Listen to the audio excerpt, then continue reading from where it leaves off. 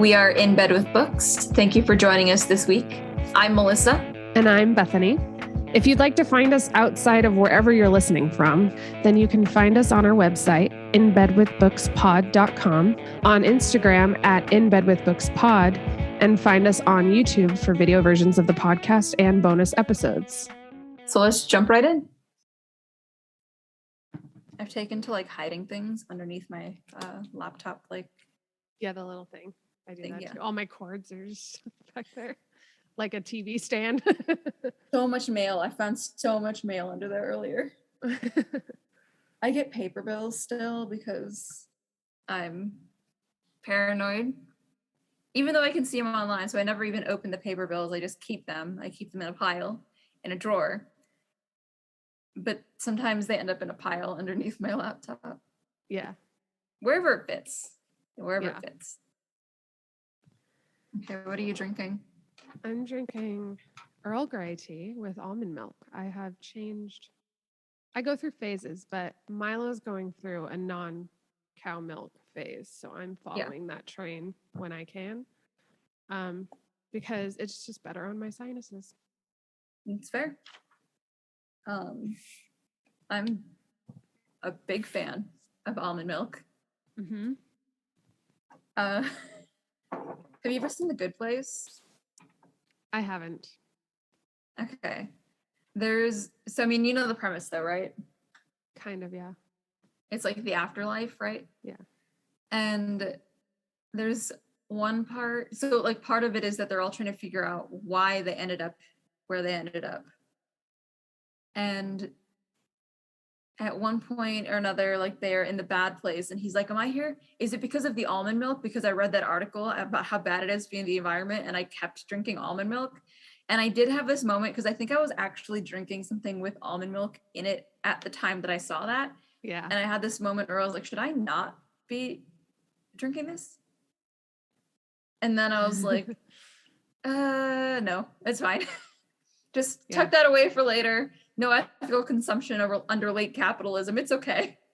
Yeah. Well, so we started, the first one we tried, because we're kind of going through all the milks. The first one we tried was soy, which I really liked soy when I went vegan back in the day. Yeah. And it was one of the only non-dairy milks you could get at coffee places for a long time. Now, a bunch of people decided that it's really bad for you, but it's actually not. It's studies have shown that it's actually not bad for you. But I went to Trader Joe's to I was just at Trader Joe's getting groceries, and they didn't have soy milk. And I'm like, okay. Really? I'm like, what? Wow, that's surprising. People really hate soy milk now. So I got almond milk and I got hemp milk because hemp milk is also really good. I do like hemp milk. That one's just not as readily available and it just isn't. general. Yeah. I was hoping that by this point it would be more mainstream, but it's not. And I think a lot of people think it has THC in it because they're stupid. There's that the weed stigma and everything, even though it's not weed. No, I do like hemp milk. Yeah. I think my only thing with soy milk, I don't even really care about the whole the hormone bullshit, but just I don't like it. Yeah. Kind of plain. Yeah, if you don't it's really watery compared to some of the others, in my opinion. I really like almond milk as a drink too. Yeah. Same. I had cookie the other night with almond milk. Yeah. Like a child. I mean, when you have to, you have to. Yeah. Exactly. I think I've talked about this before, but since being diagnosed with celiac and really adhering to the gluten-free diet and everything, my gut's also just gotten more sensitive to other things, which is really normal for people with celiac or with super intolerances like this. And lactose has gotten really bad. So it used to be where I could have a bowl of cereal, because I didn't really drink a lot of the milk when I would have cereal, or when I do have cereal. If I was having cereal or if I was having cookies or something, I could have regular milk. I can't anymore. Yeah. I have to have lactate on me at all times. Yeah. So. Yeah. Fun. Such is life. Yeah. Yay, adulthood. I know. The only issue I get is my sinuses. I'm just always blowing my nose. I'm always sneezing. and I just have a lot of inflammation, and I've always had that ever since I was a kid. Yeah. And dairy, I don't know if I don't think I have a dairy allergy. I just think it adds to the inflammation. So yeah, very minor, but annoying. It's a nice reminder, I think, for me generally, and I'm sure you come in contact with people like this in your line of work, but like 100 years ago, I probably would have already been dead. Yeah. Just I like was thinking the about miracles that. of medicine. Not of you being dead, but just kind of like being like, oh yeah, like I can understand why some people were so miserable. Yeah. Beyond just like the labor issues and being poor and no medicine, period, but just not knowing like basic intolerances it was life-changing when I was diagnosed. Yeah. So yeah, you were probably like, oh, like I don't have to feel like I'm dying all the time. I was like, wow, I can actually eat food again. That's nice. That's a strange twist of fate. Yeah, I imagine it was really hard to trust food too for a while. It was. I mean, it still is, but it's easier now because I know some of like the tricks of the trade and everything to get around how to it. survive. Yeah. A lot of rice. I have a friend at work who's allergic to like a lot of things, and so it's like hard for her to like go out, you know. Mm-hmm. Yeah, it is because she can't really eat or drink a lot of things. The nice thing about being in a city, and I think this isn't like added to the list of reasons Melissa can never live like in the suburbs or in like rural areas, is that like it's so available. And that's not to say that like no places have it in not city settings, but that a lot more options are out here. Yeah. I remember we were driving. So my family takes like a family vacation every summer. And it's kind of like whoever can come this year. Here's the destination kind of situation. And so we were driving to Lake Tahoe. And somewhere on the stretch between Las Vegas and Lake Tahoe, there's this small city, like the kind where like the whole of it is like a block and a half. Yeah. Like there's like 6 total buildings and 2 of them are run down kind of. One of the buildings was, I can't remember what the other half was, but one half of the building was a pizza place. And they had gluten-free options. Wow. And I was like, what are, like, that was one of those times where I was like, the fact that I'm living right now is pure luck. Yeah. Because it's like a 6-hour drive or something insane like that from Las Vegas to like Reno at the very least. So, like any food, it's just nothing between those 2 cities when you're taking the the highway. I would have just been like SOL, full on shit out of luck if we hadn't like, run into this random. Where's my baked good? Yeah, exactly.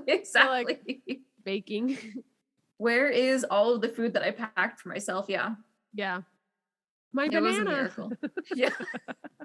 My granola bars. Yeah.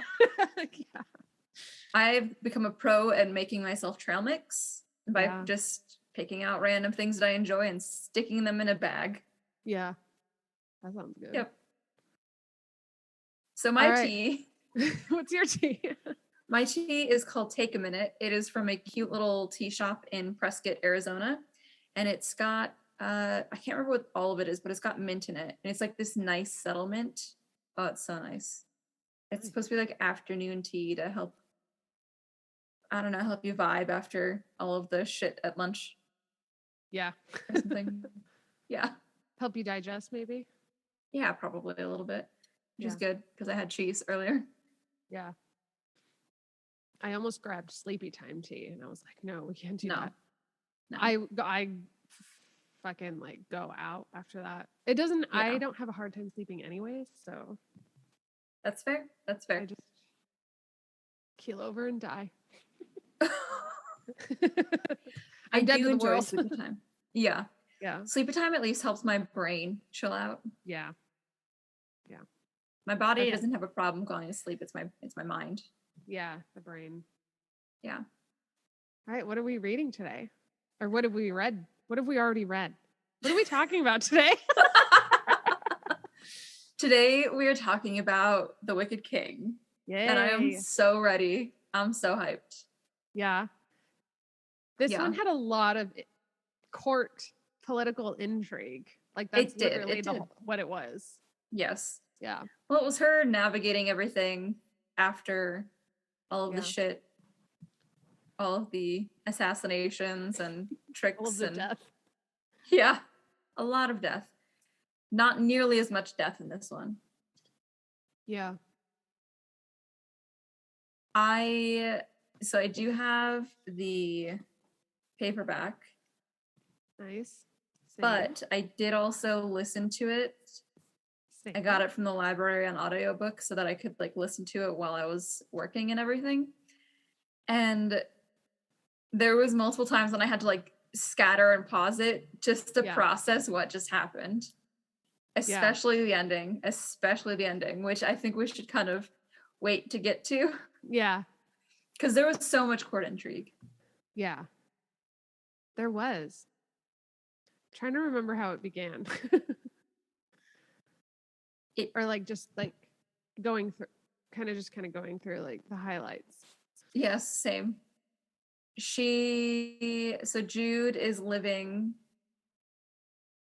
she's living in the palace. Yeah.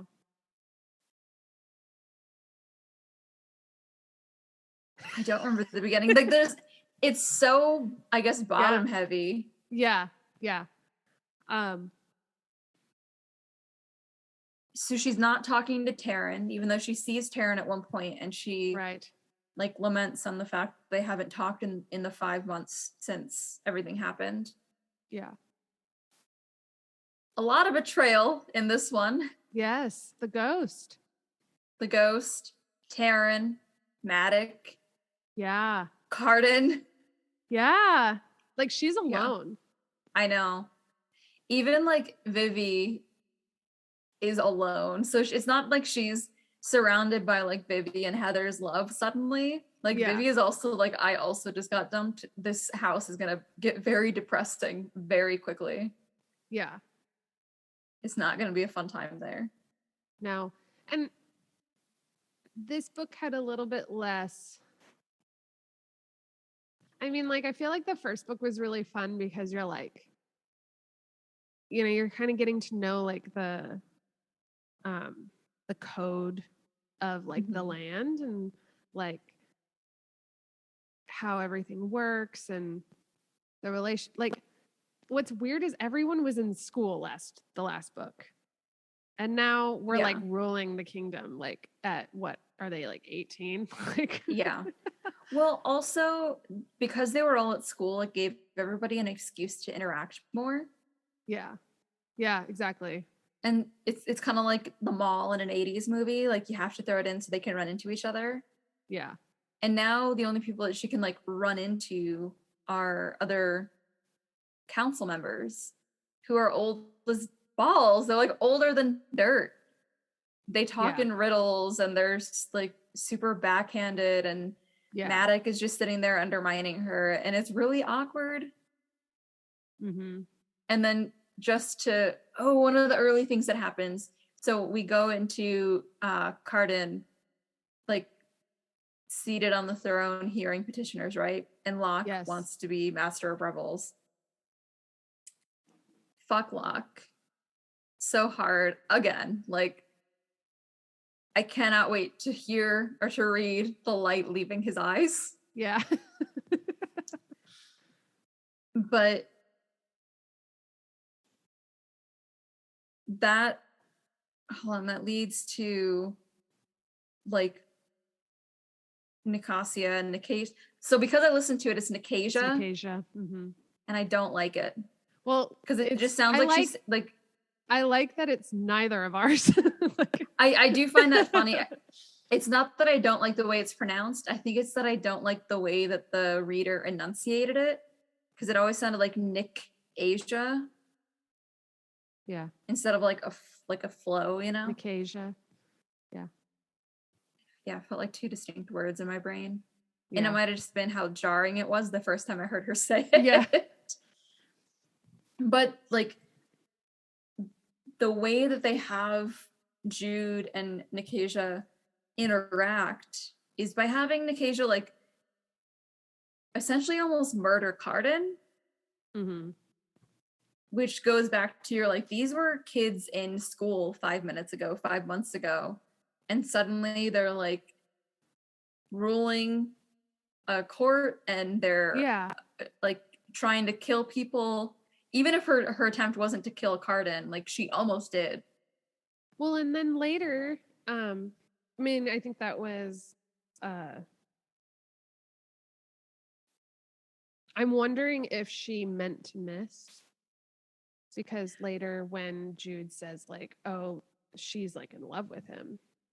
Well, she was going for his lover. Yeah. Whoever he was in bed with. But they like thought that they were trying to assassinate him or whatever. Yeah. I think she got the order from Orla though. I wouldn't be surprised. Yeah, because they've been trying to kill him from the beginning, I think. At the very least, if Orla didn't tell her explicitly to like I don't think that Orla told her to kill him, but I think that Orla egged her on a lot unnecessarily. Because like Nicasia does not seem like the kind of person to like, she seems like she has more pride than to continually try to be pursuing this. You know? Yeah, it doesn't seem like she seems more like a tool for Orla. She reminds me of Amelie, maybe less angsty, from Crescent City. Yes. Like the alpha. Yes. Like, because she was going to be next in line, but then like, what's her face uses her, but she's just kind of like she's not like a into real it in the alpha. end. Like, yeah, exactly. No, I definitely feel that for sure.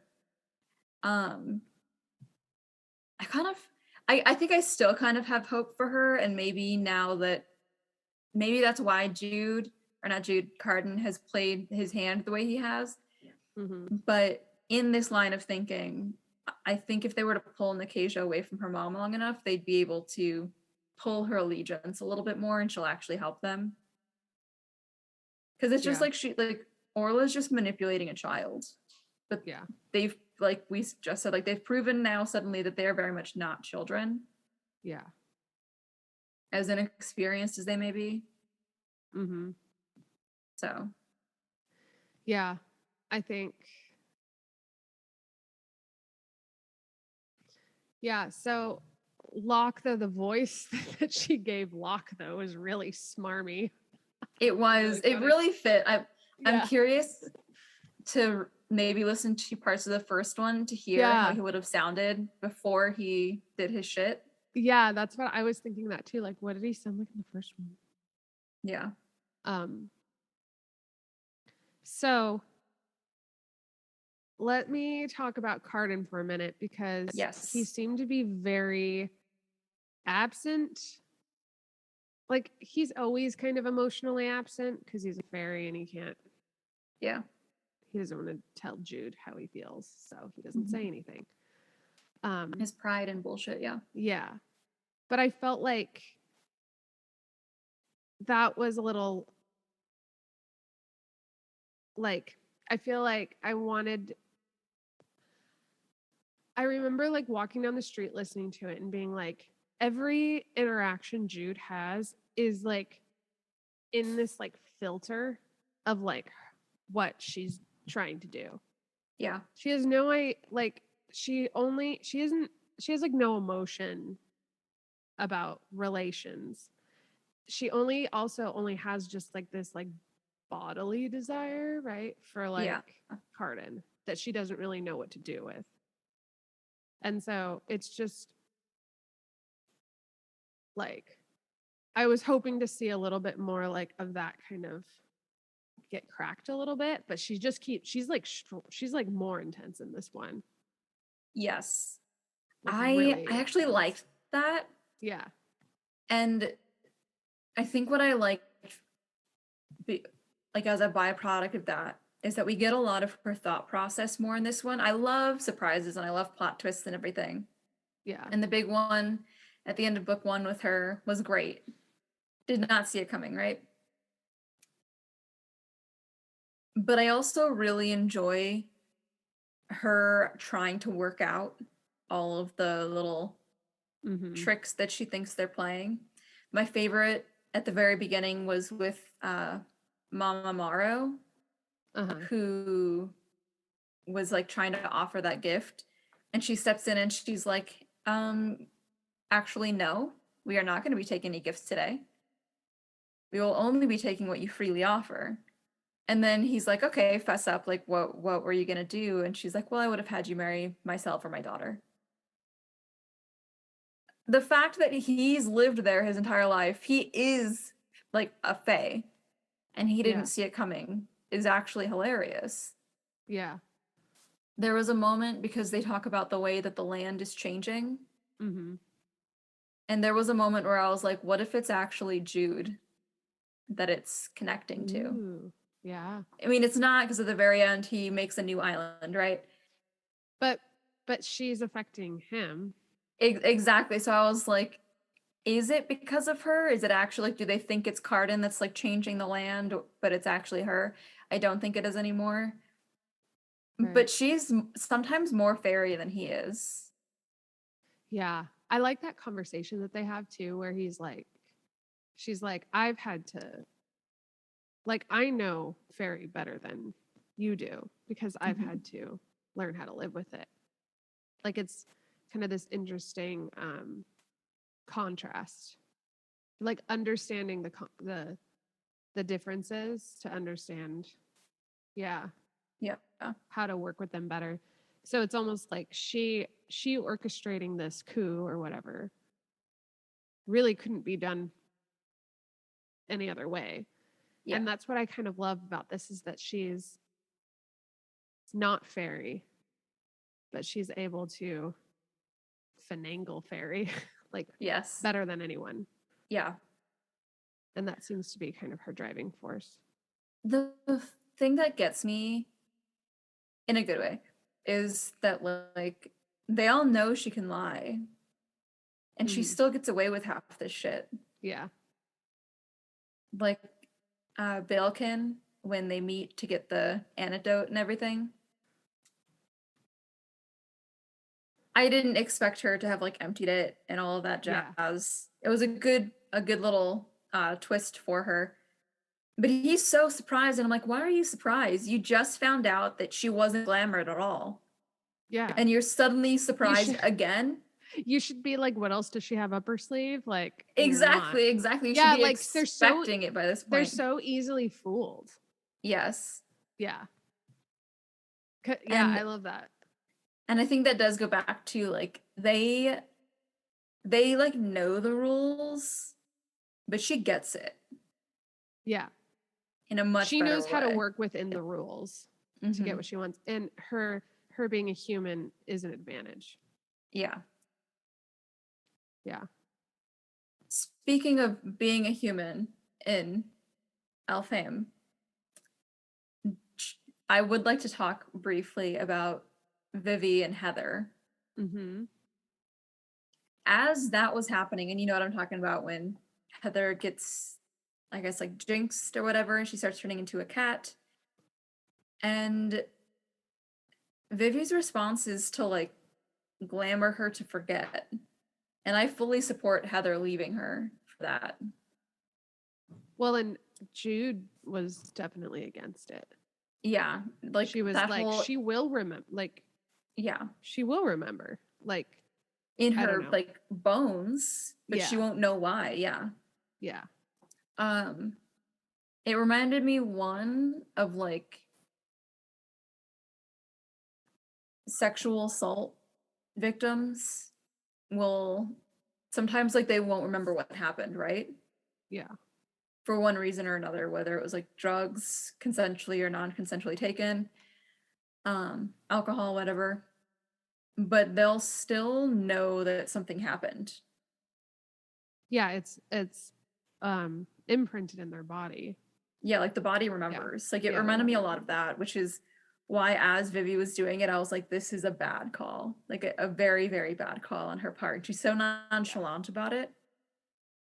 But also like the kind of heartbreak that Jude experiences right there when she realizes that Vivi never understood what it was like for her and Taryn to grow up there.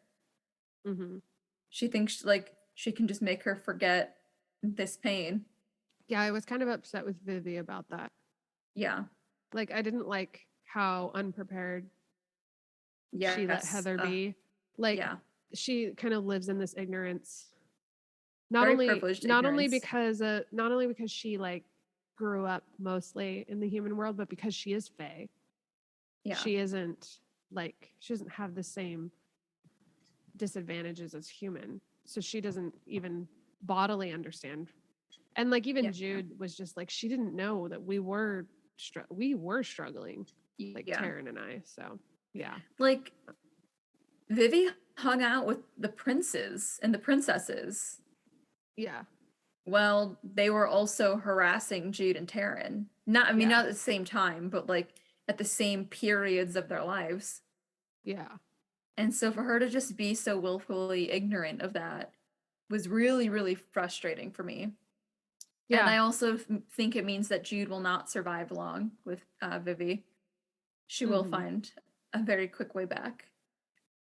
Yeah. I have seen that Holly Black has this like, I guess behind the scenes book, and it includes letters that Cardan sent to Jude during this time where she's away. Aww.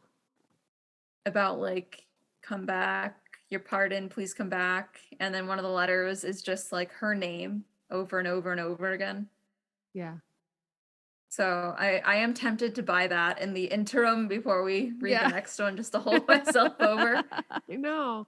I can't believe that Cardan's not up to something more. I refuse to be telling her everything. Yes. And so I would think that this is part of that too. She was gone for a month, and a lot has changed in that month, because I do not think that Taryn initially, so like the big betrayal with Taryn and Maddox is that Taryn posed as Jude to get Maddox to like be able to do what he wanted to do with his army, right? I don't think Taryn was originally planning that. No, yeah. I also think Locke is obvious. I think Locke is involved. I think so too, but I think he's involved with Orla. Right. Particularly because when he attacked with his like bachelor party, with his stag party, a lot of the language that she used to describe all of them and their horses and stuff was like water language. And so at first I thought it was like Orla that had attacked her. Yeah. And so I wouldn't be surprised if Locke is involved with her somehow. Especially because him and Nicasia have that history. Right. Oh yeah, that might have been seeded a long time ago too. Yeah. Yeah. That's a good point. Yeah. Yeah, Taryn, I was hoping there would be a little bit more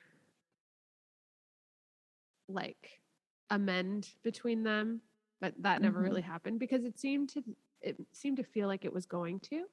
Like she kept talking about how much she missed her sister, and that she, I wouldn't say forgave her, but was like wanted things to be back to normal. That seems to be the only, like, Taryn's her weakness, I think. Yeah. And I think Locke knows that now.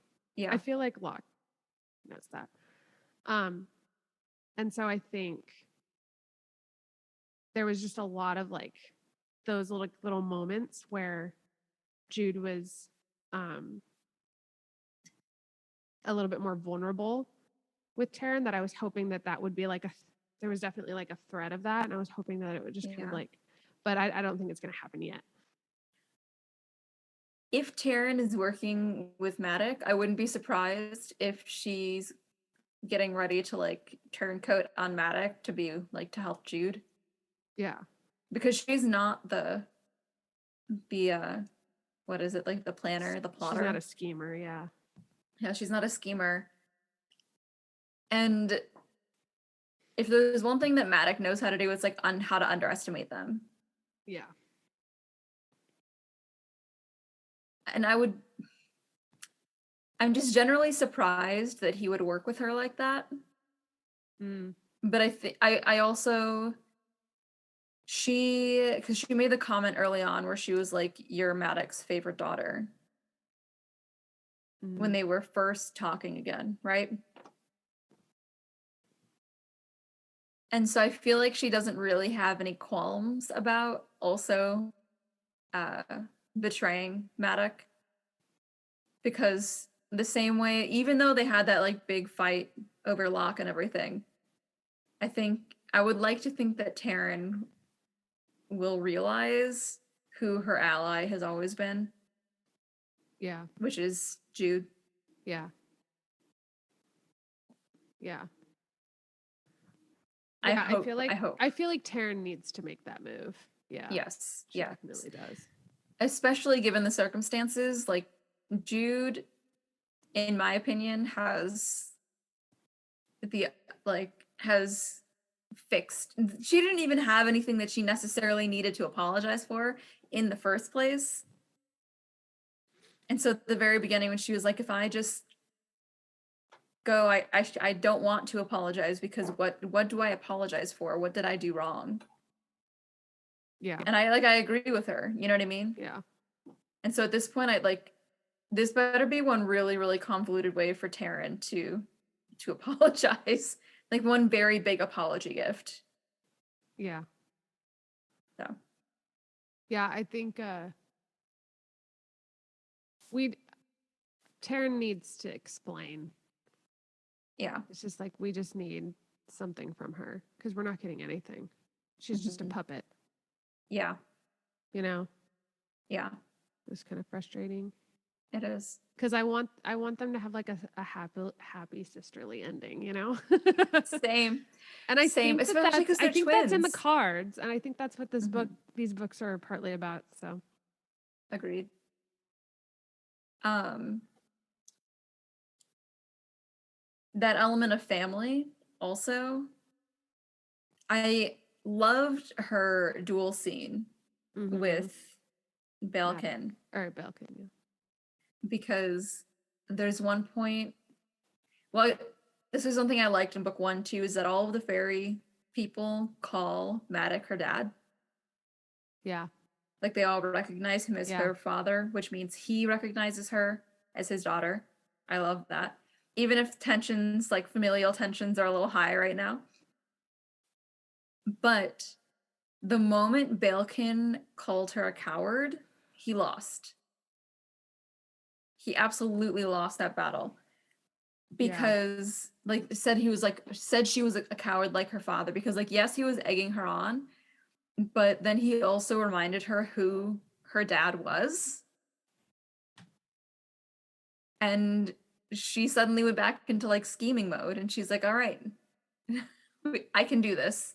Yeah. And he signed his own death warrant. And then I would also like to point out that as she was about to deal the killing blow, which he would have been absolutely fine dealing on her, he suddenly starts yelling out, like, hold, I surrender. Like a coward who suddenly is getting the consequences of his own actions and is not willing to face them. Yeah. So fuck Belkin. Yeah. This is a good fuck you book. Yes, it is. A lot of people. How do you feel about Maddox? I still like him. Yeah. I think he's still being true to his character. I liked that the kind of recurring theme was that prologue advice that he had given them about it's not about gaining power, it's about keeping it. You have to strike and strike and strike. Because inadvertently, he's also taught her how to defeat him. I think that is also kind of like where he finds the enjoyment, because if she can continue to defeat him, then he's raised her right in his eyes. Right. She's his equal. Yes. Or his better. Yeah. Which I think he would, like, as much as he would hate to continue losing, he would also be so proud to know that he did that. Yeah. Like with the moment when she becomes queen, which I don't even want to get into the public humiliation that Cardan put her through, because I was just starting to like him. Yeah. But you know how I feel about that shit. Yeah. When she's like, this is the biggest blasphemy of all, I'm the queen of Elfhame, I was like, I cannot wait for Madoc to find out this, to figure this out. Yeah. It's not gonna happen. But at least not like anytime soon. Yeah. But it was still like, anytime she worries about losing her power, she suddenly just kind of offered more. Just by people, not just Madoc, but others underestimating her, like Orla and Balekin and Acacia. Yeah. Well, so I was kind of half thinking that Grimson was going to make this crown that Orla and Balekin wanted, that didn't need a descendant of whatever line. Greenbrier. That she was going to somehow get crowned. That was going to be the queen. Like, because the title of the next book obviously is the Queen of Nothing. Yes. So then I was like, how is she going to be queen? Like, how's this going to happen? And then I was thinking like, oh, like maybe that will somehow like fall on her head. And then like she's like the almost like too singled out as like a human, that like no one's going to be able to like do what she says. I don't know how that would work. Like in the elf world, in like Fae world, where like does the king have any actual like power as in that position, or is it just political power? No, they have actual power. That's magical. How Cardan was able to build that island. Mm-hmm. The moment he was like, well, what's under the sea? It's land. I was like, fuck. Yeah. He's about to like wreck Orla. That was cool. Did you listen to or read that section? I listened to it. The way like the change in Orla's voice was so good. I had this moment where I was like, is that Orla speaking? Like, yeah. None of the like the power that she had before. It was just pure. Yeah, she got just put down. Fear. Yes. Also, if we're going back kind of to like Nicasia being this tool, very quick lesson in why you shouldn't use things you care about as tools, which is why I think that Cardan sent Jude away for a reason. Yeah. Because if he exiles her, she looks like she's nobody to him. Yeah. But she actually... if she is anything to him, she's more in danger. Yes. Yep. And he wouldn't tell her because her pain has to look real. Yeah. And that's why. That's what I'm going to keep telling myself until we read the next book. Yeah. Need redemption, Cardan. We need answers. Yes. Ugh. Am I gonna read it early? Who's to say? Yeah. Seriously. What are you gonna read on the drive? just gonna grab the Queen of Nothing and go. Tears. I'm just gonna read my pure tears as I think about this book again. Yeah. Oh, there was something I was gonna say and I can't remember.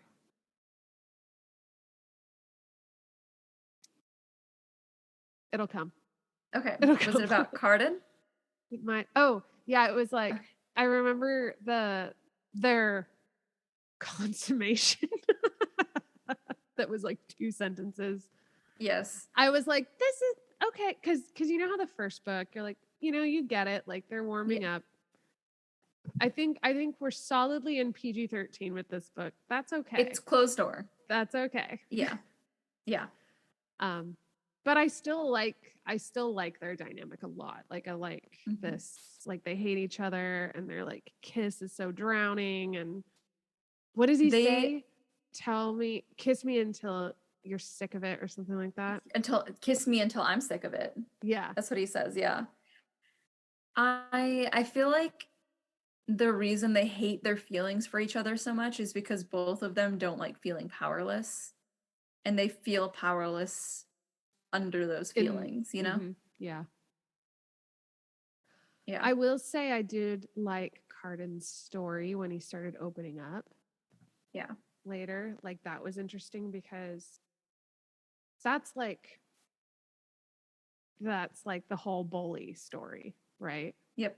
Is that they're bullied by like their parents and stuff, and that's what he was. And so they're just trying to like gain some kind of control outside of that relationship. And that's how he described it, was like, what? The phrase is like hurt people hurt people. Yeah. Yes. Yeah. And so I liked that was kind of explained a little bit. I mean, we kind of knew about it. But that was what he connected those dots, which was nice. Yeah. I feel like before it was just implied. Yeah. And it makes a big difference when the character is actually kind of conscious of that. Yeah. Because then it does. Yeah. Well, I was just going to say, it does kind of imply this want to be better as well. Yeah. Which he opens up to Jude about. Yeah. So it's like starting to crack there. Yeah. I think it fully cracked in the month that he was away, or that she was away. Yeah.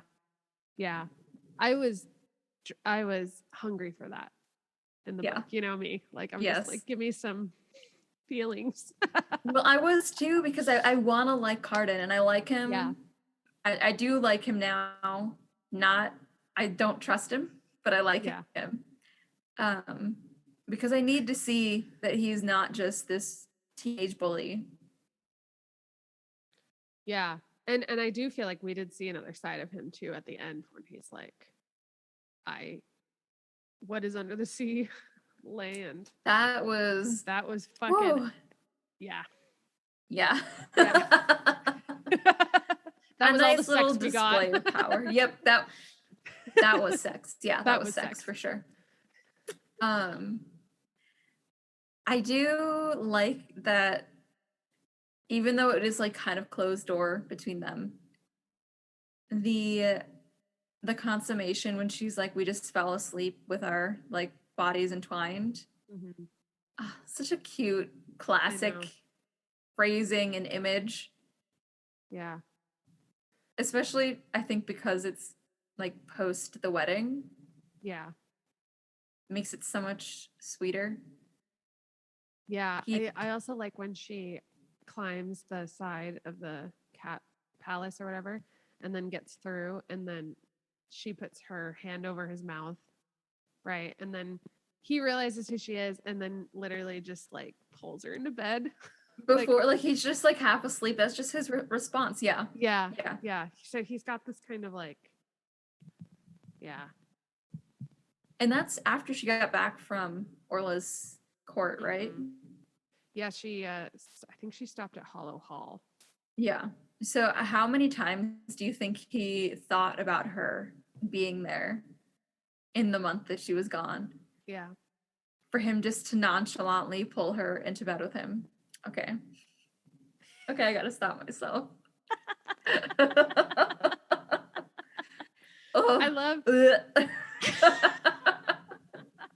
Well, okay. I like the memory of you saying in middle school when you would just like read like just like really light romance, and you'd be like, but I imagined it. Like that's what you're doing now. I found it. I found it. Yeah. So. Yep. It felt very much like that. Again. Because I think she does balance that line very well of like what's intimate and what's kind of lightly sexual without being sexual. Yeah. Yeah. She touts that really well. Mm-hmm. It kind of reminds me of Darker Shades a bit. Yes. Where it's like it can be like sex without sex, you know? Yes. Like there's the chemistry. Exactly. The chemistry is really good. Yeah. Going back again to him building the island, like the land is under the sea. I feel like watching that, Jude was like, that was sex, not just for us as readers, but because we're seeing it from Jude's point of view. Mm-hmm. In that moment, she was also thinking like, God, this is sexy. Yeah. Yeah, I definitely felt that. Yeah. In like her reaction for sure. Yes. Yes. Yeah. Are you just thinking about it? Yeah. Yeah. Okay. Woo. Do I need to leave you for a minute? Yeah. Leave me. Leave me with my audiobook. Yeah. I'm not going to replay that scene later. What are you talking about? I love how like you said, we've graduated to allowing ourselves to listen to audiobooks for the podcast. And I think it's just reached a whole new level of the podcast. Same. Because I work at home. And so I'm just like straight up in my pajamas in the dining room with like my big bowl of eggs and rice with this blaring and like echoing. Yeah. And just like praying that no one's actually home to hear my weird adjacent fairy porn. Yeah. Yes. Fairy porn adjacent. Yeah. Yeah. Yeah. I walk to work, so it's like I get like 20 minutes in and 20 40 minutes in a day working, so that's nice. And then like I did, so it's like I can do laundry and like listen to it. It's really nice. Yeah. And I got through it really quickly, which was like same. It really eased the stress. And I feel like this is going to revolutionize. We are a pro audiobook podcast now. Yes. It's not that I don't enjoy audio content. Pro audio content. Pro audio content. Well, fuck, I hope so. Oh, we should. Hopefully, we're a podcast. We need to get Audible to sponsor us. If they'll just give me like a free subscription, that would be great.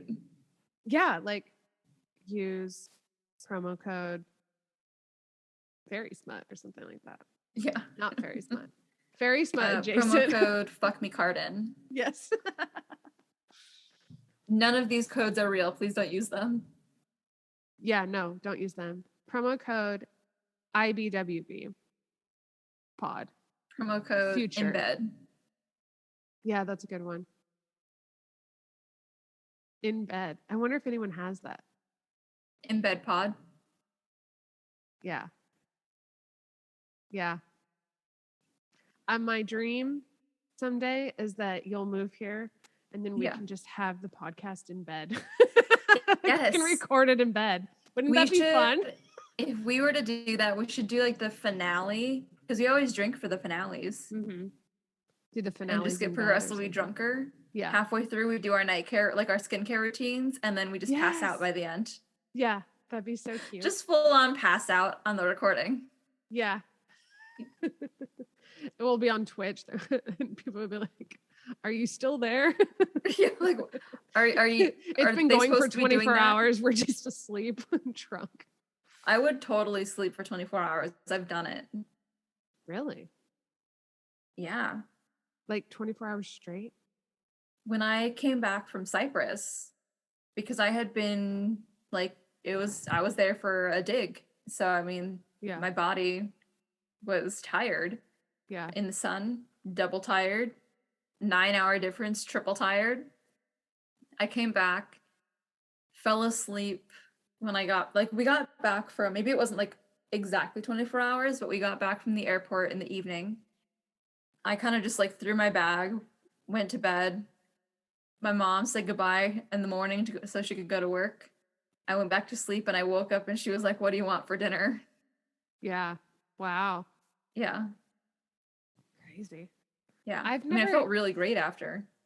Oh, I bet. I've never slept for that long, but I've been up for like. Oh yeah. I mean, I think we've all done that. I remember I came home. I flew home from London on Christmas break or whatever. Mm-hmm. And Milo had a show that night. So he picked me up from the airport and we drove over the pass, over the Cascades to Eastern Washington for his show in Yakima or something. And it was like 11 p.m. that night, our time. I had been up for like 26 hours. Oh, because you couldn't sleep on the planes to and from London, could you? I don't think I did that time. I think I was like I was still in the mode of just like stay up and like power through it. Fight the jet lag. But I remember drinking and like at the show and then like oh god, and then there was this lady, the drummer's wife or something, was like trying to get me to like drink with her, and I was just I got like massive bitchy. Like I was just like, don't talk to me, because we were really fine at first, and then I had a couple drinks and I was like, I need to go. You're like, and then Milo had to stop at Taco Bell. Yeah. Yes. And then Milo had to stop at Taco Bell. I'm driving.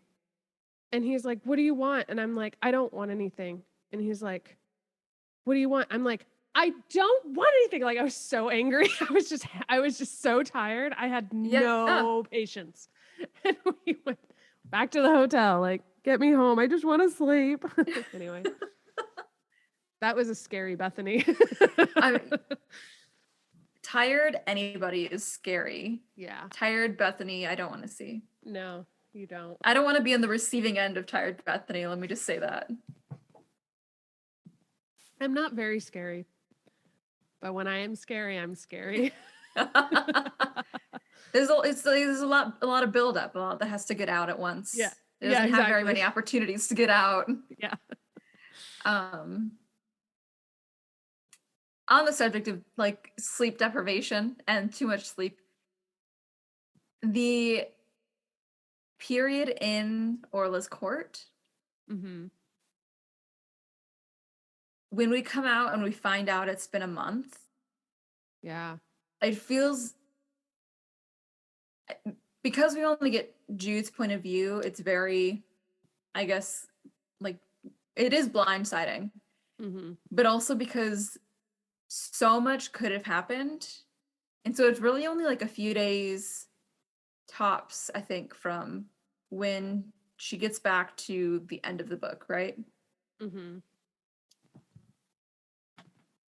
And it's so frustrating because she spends the entire time that she gets back, like, trying to figure out what's different, what's changed. A whole month has gone by. Mm-hmm. A lot can happen in a month. Yeah. And then we just find out everything that happened in that month, or at least like the result of everything that happened. So Cardan asks her to marry him, and then immediately public humiliation. Moves the earth, and then laughs at her publicly. Yeah. Taryn and Maddox have run off. She kills Balkin.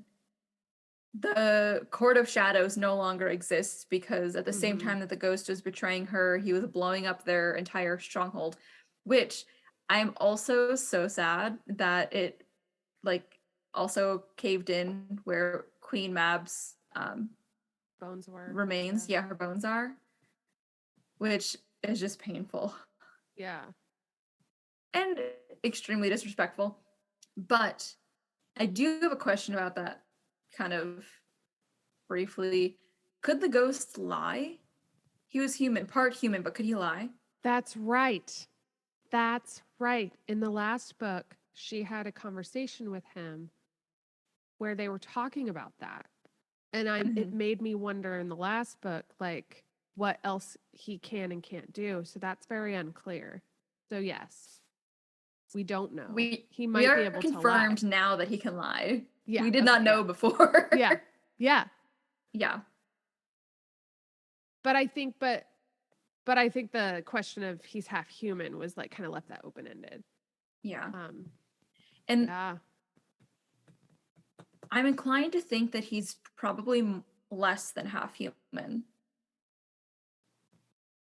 Because, like, and maybe it's just because we don't get that many interactions with Vivian, like many varied interactions with Vivian. But if he can lie, then I guess it would put into question how human he actually is. Yeah. Because I don't think Vivian can lie. Right. And she is half human, so maybe he's more than half human. Right. Yeah, it seems to be kind of either or. Yeah. Not like you can lie. There's not like degrees of the ability to lie. You either can or you can't. Yeah, exactly. It sucks because I was starting to be like, oh, I like the ghost. He's I know. sweet. Same. I think that was That's what I get. That's what I fucking get for trying to like somebody. Well, because everyone else, any other opportunity to like someone, they ended up betraying. Yeah. Like Maddox and Taryn again. And Cardan. Yeah. She has no friends. I do think Grimson is still on her side.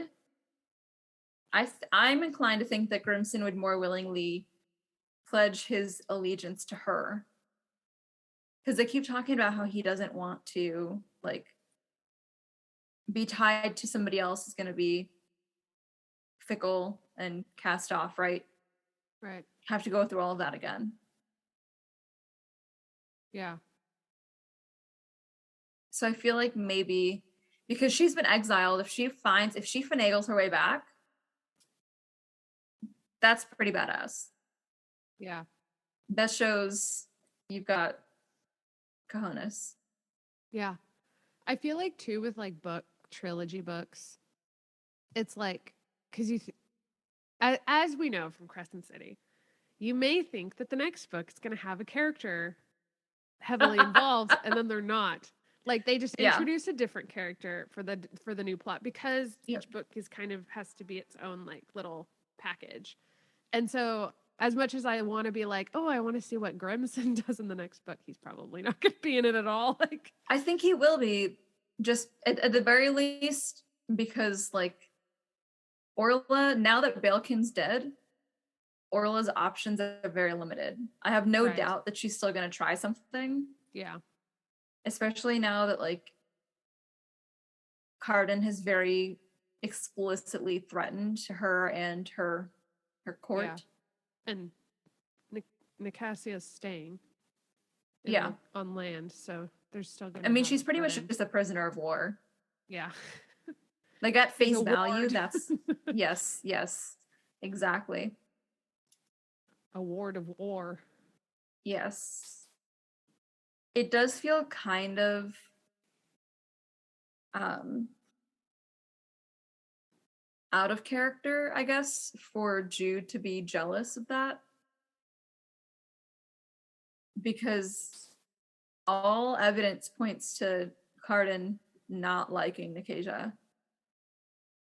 Even as he was pulling all of those stunts at the very end, he has that line where he's like, I'm very, very unlikely to forgive. And he kind of like makes this pointed look at Nicasia. Just about how he like holds grudges and stuff.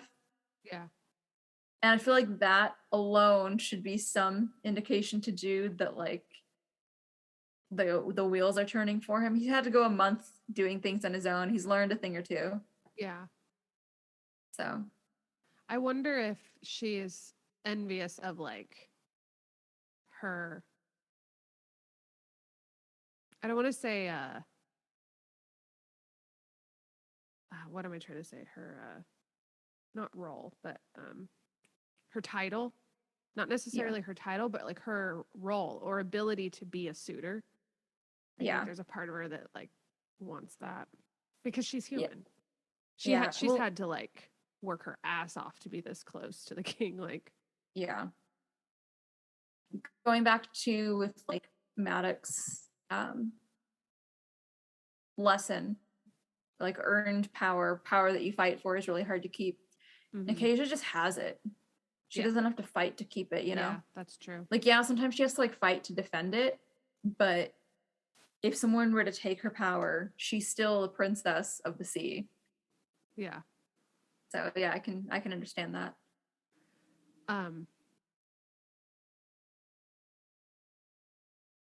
Kind of like what Cardan was talking about, having, even though I was a prince, him not having power, which I kind of wanted to talk a bit more about. There's that scene where Jude and Cardan go to the prison and talk to Balkan. Mm-hmm. And this is a moment where I'm like, Jude is so much in her head about what things are happening that she doesn't even see like this like fucked up relationship that these brothers have. Yeah. Yeah. And they're like having like this moment, and she doesn't even like everything's political to her. So it's almost kind of like very singular about like where she's going, that like, which is interesting because it's almost like she separates Cardan as like a political piece. Yeah. Until it's like he like gets closer to her or something. They have this like chemistry, right? She just views him as her tool. Yeah. And so right then he's literally she's just literally watching a prince and a prince argue, when really there's like this really intense like, you know, brotherly love going on. Yes. Fucked up love, you know. I mean, yeah, like that repeating of that abuse cycle. Yeah. When you kind of let them engage, you're just letting it start all over again. Yeah. Because you feed off of that like emotional, like that's what you feel like, that's the only emotional connection you get, and so you feel like you get hungry for it even if it's bad for you. Yeah. Kind of going back to with that, like the way Jude doesn't see Cardan as this player, I find it really funny because it's not until probably the second half of the book that she even asks herself whether Cardan views himself as the king of Elfhame. Which is a very different question than whether or not the people do. Yeah. And I think on the one hand, that's like a product of she's young, she's a little overly confident in the scheme that she's pulled. Yeah. Overly confident in Cardan's, I guess, response to all of the changes that have happened in his life now. But I felt like it was the question she was just ignoring asking herself, you know, like she knew that she should have been asking it, and she refused to see it because of her feelings for him. Yeah. Yeah, it's like she kind of puts up this wall with him emotionally unless he makes a move, like opens up to her or something, and she, or like he makes like physical advances or something, like it is the only time like she doesn't really make any moves because she knows that in order to keep her goals in mind she has to like separate that. And so the way in which we see Cardan through her eyes tends to be very stoic and like you know, whatever he's doing or not doing in the advancement of her plan. Well, also I think a lot of it has to do with like, you know how sometimes when you know somebody too well, you don't know how to like navigate them because like all the possibilities going through your head. So like when she's trying to deal with like Balkan or Nicasia, she's usually pretty spot on based on their responses and everything. But Cardan really confuses her. Yeah. with Nikasia, it's always a look that implies jealousy or a look that suddenly implies fear. With Cardan, it's like a look that could be hate or this. She's never quite sure. And I think a lot of that has to do with like the stories she's telling herself about how he should be acting around her because he's Fae. He's like the king of Elfhame. Well, and she keeps reiterating that he hates her. Yes, like at this point, based on just basic evidence, all that is a lie. Like it's a story she's telling herself to try to just cope with what's going on, but it's not real. Yeah. Yeah. So I think if she can break past those, she'll make better progress. Yeah, I think it's a good example of like you kind of need to address the emotion for the benefit of your plan. Like you can use it to whatever ends, you know, but you have to address it. And the fact that she's lying to herself about this relationship or this chemistry or this connection that she has with Cardan is blinding her. And now the month goes on where she's gone, and then he's just like able to do what he wants. Yes. For the first time that he's like now realized his power, which is kind of cute. And then it's I mean, I'm happy for him. Yeah. And then if Jude can finally just like address all of it, then it would be less surprises for her. Yeah. I feel like she'd be a little bit more intact. Even when she was thinking about the marriage proposal. Yeah. I think he did a lot of the work while she was gone in that month that she needs to do now. Mm-hmm. He was very honest with himself if he's going to marry her, you know? Yeah. But the fact that she had to think about it as like strategy, like she kind of has to break out of that a little bit. Yeah. As well. Yeah. Because she's overthinking at this point. She has to just follow her gut, which got her pretty far in book 1. Yeah. I think she has to go back to that a little bit. Yeah. Because she also addresses that at the beginning of the book where she's like, I can't let the power go to my head. Yeah. She says it a bit differently than that, but is along those lines. And I was like, I see where things are going. She's going to get a little too in her head. Like, yes. Well, and I think she says that a few times too. She's like, I will let this go to my head if I'm given any more power. And I think that's what makes her hesitate. Yeah. But it was also in that hesitation, I think, where some further conflict brewed between them. Yeah. She wanted to say yes. Yeah. I was sitting there listening to this and I'm like, why aren't you just saying yes? Like, who are you kidding? Yes, 1,000 times, yes. Yeah, like, you love Cardan. Admit you hate how much you love him. Yeah. Yeah. You love power. Yeah. It seems like you're about to get both of those things, which, I don't know. I guess also she was exiled at the end. But that did not like nullify the terms of their agreement, because their oath to each other was, we're married until I can't remember what it is now. Oak comes to power. Huh? That's what he said. Until Oak comes to power. There was 2 what was it? Sorry, there were 2 concessions in it. Like till they died. Hold on.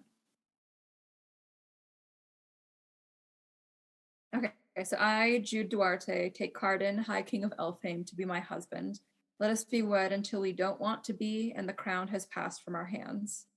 So, it's not we don't want to be, or the crown has passed from our hands, but until both of them don't want to be, and the crown has passed from their hands. So, very technical. Yes. This is what I love about close fairies. reading. And fairy books. We are yes. close reading. Close I finally got to use my very expensive master's degree. Yes. To figure that analyze out. a secret marriage in a young adult novel, which About is fairies. most likely rated PG-13. 13. Yeah. Yep. Master degree used. Yep. Check. Consider it paid off. Oh God. Never, ever. Yeah. Depressing. Oh. Are we both crying a little bit now? Yeah.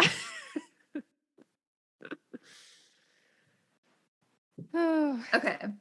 But I was thinking a lot about that as he was like, once he turned toward Jude and was like betraying her lightly in front of the entire kingdom. So. Yeah. Because now I'm in too deep. I like him now. I don't want him to be a dick. Yeah. Yeah, he's a lot more intriguing. Yes. After this book. Last book you were just kind of like, well, I hope it works out. Like yeah. I kind of hope he turns around and becomes cool. And now you're just like, You're like, what's going on? What is he gonna do? Yeah. Which is more fun and interesting. I'm excited. When he like openly kissed her in front of everybody while he was being poisoned. Mm-hmm. Yes. Yes. I also low-key want to see drunk Cardan. I don't know that we've ever seen sober Cardan. True. He goes on 24-hour binges like us. Yeah. Oh yeah, I definitely do that. Well, sleep. Never mind. Didn't work. Oh, out. Sleep. Oh yeah. I think the only time he might have been sober is after Nicasia like shot the crossbow. And that might have just been the fact that one of the courtiers got shot. And then there was fire. And it seems like that might have sobered a few people. Yeah. So. Yeah.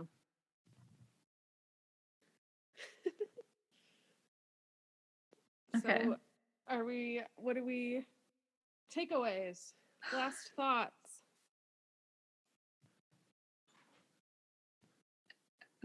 I just want Jude to be happy. Your mouth I just want her to not have to came out. I just want her to not have to think so hard just to live. Yeah. Like I want her to find some kind of peace. Yes. Or at least like confidence. Yeah. In her abilities, because it almost seems like she's overcompensating for her humanhood. Yeah. And like there's definitely that conversation that she has with the human world in her head, right? That she's just like,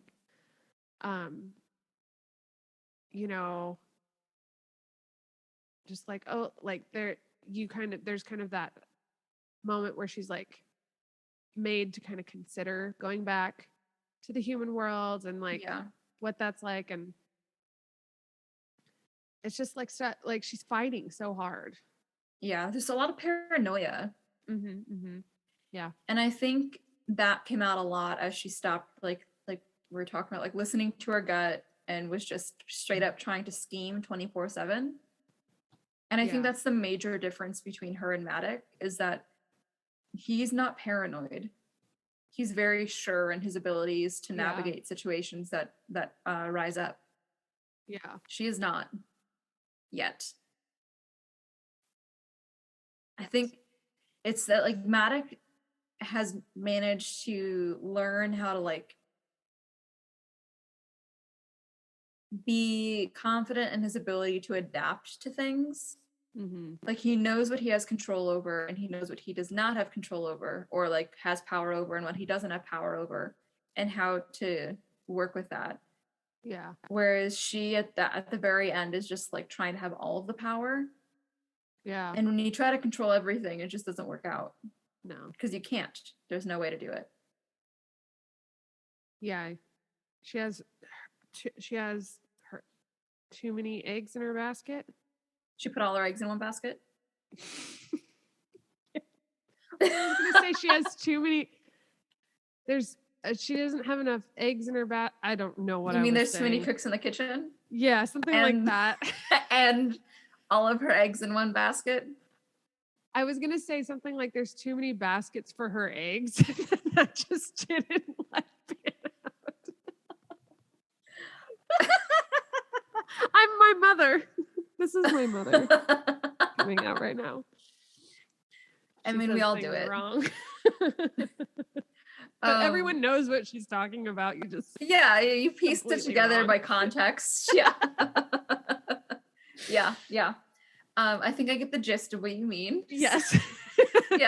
Yeah. She's being spread a little too thin. Yeah.